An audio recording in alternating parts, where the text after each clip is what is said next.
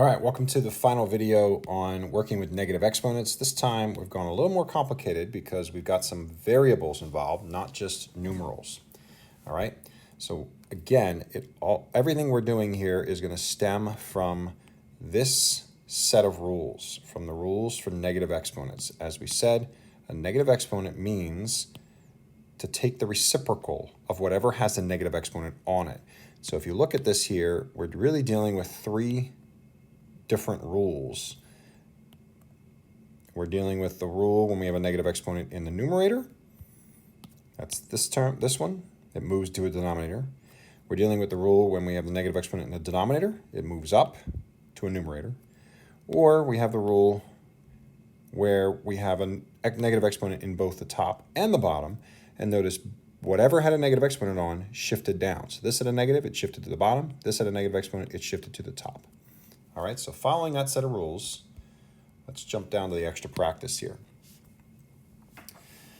In this one, the 6 is just chilling. There's nothing to go along with the 6, but the z has a negative 4 exponent. So the z is going to move up and join the 6.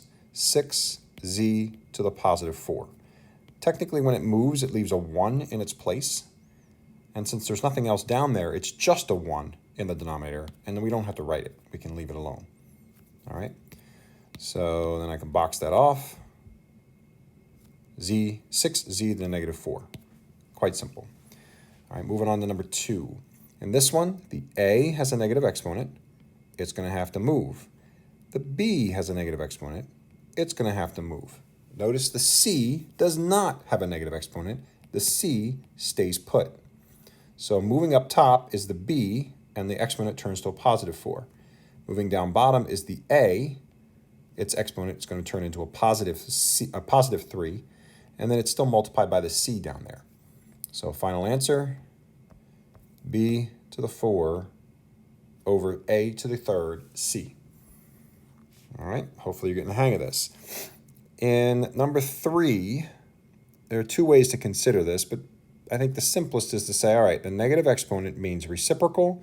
Well, what's the reciprocal of 1/3, whoops, didn't mean to do that.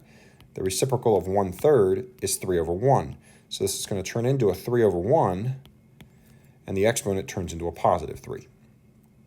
And so now when we apply the exponent, it's just 3 cubed, which is 27, over 1 cubed, which is 1. So we don't have to write it over 1. We can just leave it as 27. All right. Number 4. Looking a little tight there. Let me move it over.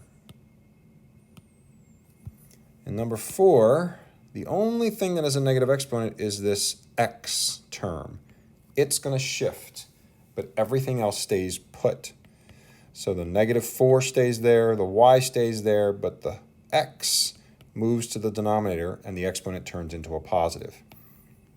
And really, that's all we can do in number 4. All right. I might recommend actually you pause the video, maybe try a couple of these, try number 4, 5, 6, 7, see how you're doing, and then replay the video, find the answers, and maybe go back and watch 8, 9 if you're still struggling. All right. So again, pause now, practice the next few, and then restart the video and see how you did. All right. Here goes number 5. In number 5. This negative 2 is raised to a negative exponent. This x is raised to a negative exponent. So both the negative 2 is going to move and the x to the negative 2 is going to move. But the y stays where it is. So I have a y cubed on the top, but on the bottom, it's negative 2 to the positive 3. Again, notice the negative is inside parentheses. It's moving with the 3. I'm sorry, with the cube.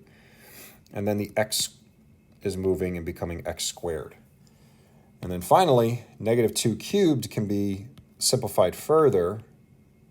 Negative 2 to the third power is negative 2 times negative 2 times negative 2, which is negative 8 x squared. Final answer. All right, next up. Notice no negative exponent there, no negative exponent here, but we got one there and there. So we're going to take the x's and we're going to move them down. We're going to take the y's and we're going to move them up. All right, so the negative 4 stays where it is. The y is going to join with the 4 because it's moving up.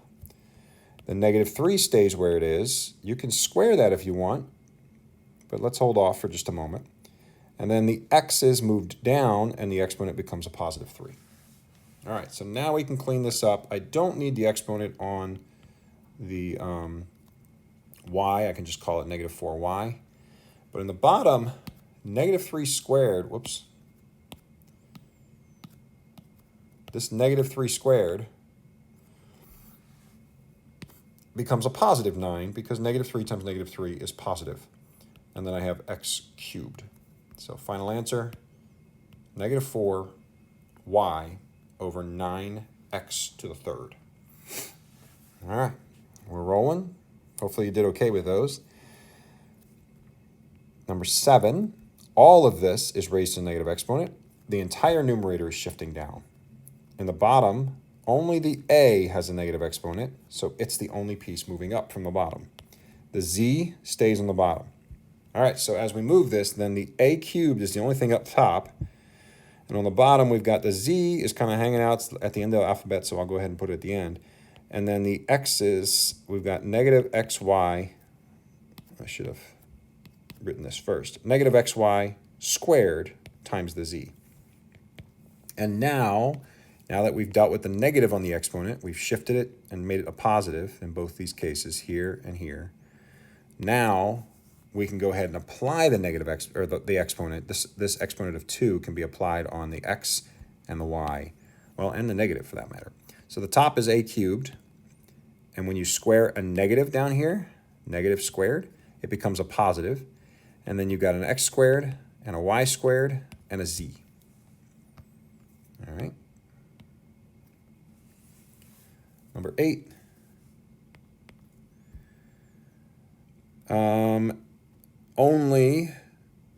It looks like only the 3 is being raised to the negative exponent. Only the 3 is shifting. So I've got 3 squared over negative 1. 3 squared is 9. And 9 over negative 1 is the same as negative 9. That was much easier than the previous ones. All right, and then we're back to a numeral again in number 9. Negative 2 is being raised to the negative 4 exponent. So the negative stays but that's on the top, but the negative 2 shifts to the bottom and gets a positive 4. Again, all of this had the negative exponent, so all of that shifts. But this negative in front does not get the negative exponent. The negative exponent is not on that negative.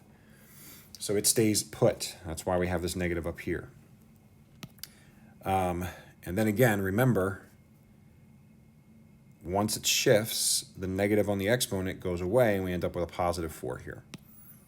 All right, and then we get negative 1 over, well, negative 2 to the 4th power is positive 16.